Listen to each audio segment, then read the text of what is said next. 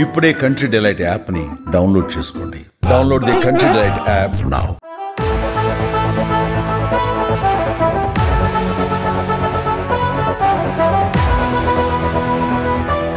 పవన్ కళ్యాణ్ను గెలికేశారు. ఆ గెలికితే ఎట్లా ఉంటుందో చూపించేందుకు రిటర్న్ గిఫ్ట్ ఇవ్వడానికి రెడీ అయ్యాడు హరిహర వీరమల్లు.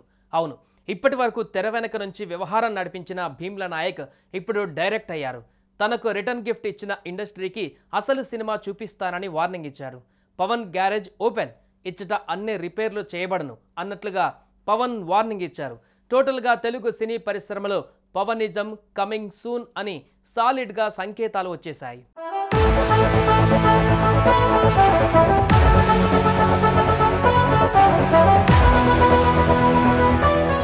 మిమ్మల్ని నా వాళ్ళు అనుకున్నా, నన్ను మాత్రం పరాయివాడిగా చూస్తారా?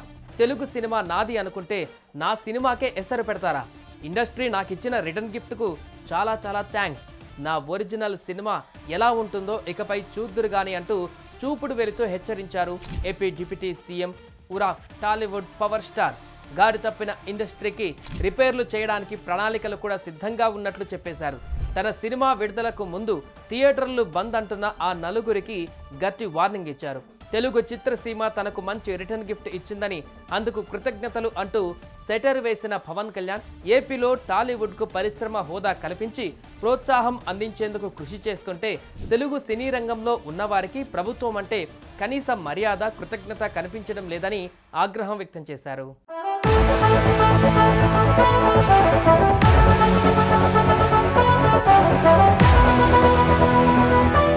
హరిహర వీరమల్లు రిలీజ్ దగ్గర పడుతున్న వేళ నిర్మాతలతో ఇబ్బందుల వల్ల థియేటర్లు మూసివేయాలని అసలు ఎగ్జిబిటర్లు ఎందుకు నిర్ణయించారు? ఇదే పవన్ కోపానికి కారణంగా తెలుస్తోంది. టాలీవుడ్ వ్యవహరిస్తున్న తీరుపైన మండిపడుతూ పవన్ కీలక వ్యాఖ్యలు చేశారు. టాలీవుడ్ విషయంలో సానుకూలంగా వ్యవహరిస్తుంటే కృతజ్ఞత చూపడం లేదంటూ ఆగ్రహం వ్యక్తం చేశారు. తన సినిమా రిలీజ్కు అడ్డంకులు సృష్టిస్తున్నారనే విషయాన్ని ఎక్కడా ప్రస్తావించని పవన్ కళ్యాణ్ కూటమి ప్రభుత్వం అధికారంలోకి వచ్చి ఏడాది గడుస్తున్నా ఇప్పటి వరకు టాలీవుడ్ నుంచి ఎలాంటి రిప్రజెంటేషన్ లేదని, ముఖ్యమంత్రిని కలవలేదని గుర్తు చేశారు. టాలీవుడ్ అభివృద్ధి కోసం అందరం కలిసి రావాలని సూచించినా తన మాట లెక్క చేయలేదనే కోపం పవన్లో ఉంది.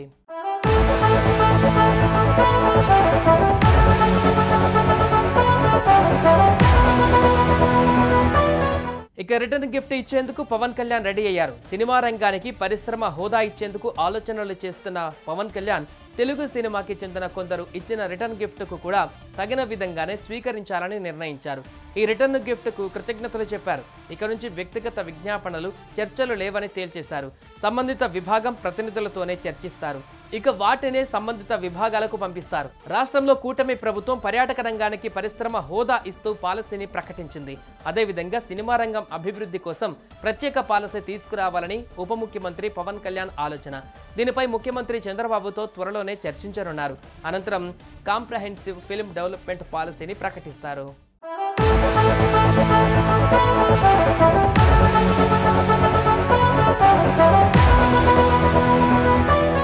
మరోవైపు రాష్ట్రంలో మల్టీప్లెక్స్లు ఎన్ని ఉన్నాయి అనే విషయం పైన పవన్ ఫోకస్ పెట్టినట్టుగా తెలుస్తుంది. రాష్ట్రంలో మల్టీప్లెక్స్ స్థాయి సినిమా హాల్స్ ఎన్ని ఉన్నాయో తెలియజేయాలని ఇప్పటికే సినిమాటోగ్రఫీ శాఖ అధికారులను నివేదిక అడిగారు. కొన్ని పట్టణాలలో సింగిల్ థియేటర్లను కూడా 2-3 స్క్రీన్లుగా విభజించి మల్టీప్లెక్స్ విధానంలో నడుపుతున్నారు. వాటిలో టికెట్ ధరలు సింగిల్ థియేటర్ టికెట్ ధరలకు ఏమైనా వ్యత్యాసం ఉందా? కౌంటర్లో ఏ ధరను అమ్ముతున్నారో ఆరా తీస్తున్నారు. విజయవాడ, విశాఖపట్నం, నెల్లూరు, రాజమహేంద్రవరం, గుంటూరు, కాకినాడ, తిరుపతి తదితర నగరాలలో ఉన్న మల్టీప్లెక్స్ల నిర్వహణ, వాటిలోని టికెట్ ధరలు, ఆహార పదార్థాల ధరలపైన కూడా దృష్టి సారిస్తారు. మొత్తంగా ఏపీలోని సినిమా హాళ్లపైన గుత్తాధిపత్యం ఉండనివ్వనని పరోక్షంగా వెల్లడించారు పవన్.